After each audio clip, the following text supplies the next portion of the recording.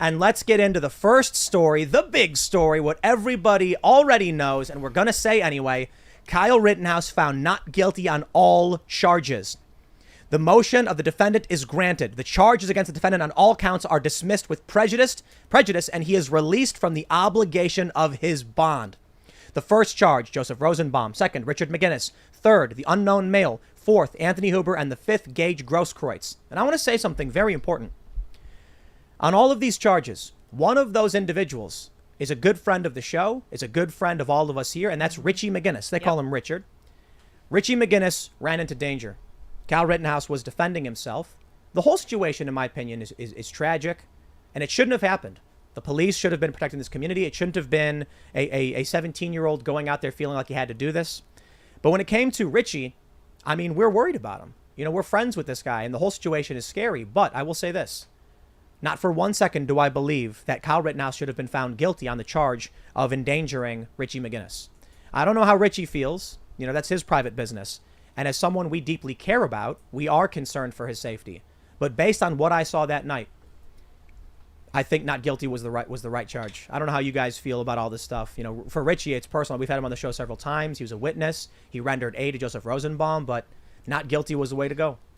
Yeah, I'm feeling very optimistic as a result of this verdict, because one of the few things that has kept me sane for the past year and a half, where we're in a situation now you have to undergo, medical procedures to participate in society in some parts of this country. The government's coming closer and closer to your door, like chaos, cities burning, whatever. One of the very few things that's kept me sane is the basic concept that I can defend my own self, right? Like no matter what, if I have a firearm, I can defend myself, my family, my dog, etc.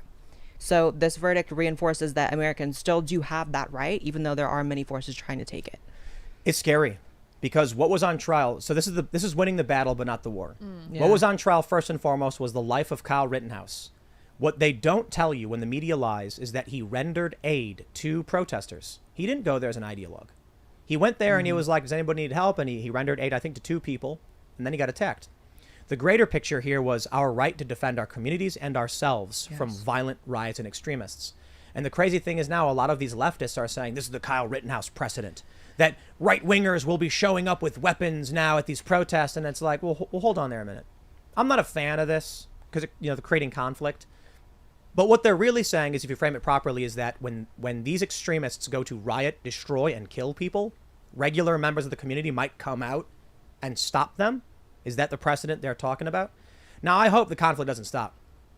What happened in Kenosha that night should have never happened.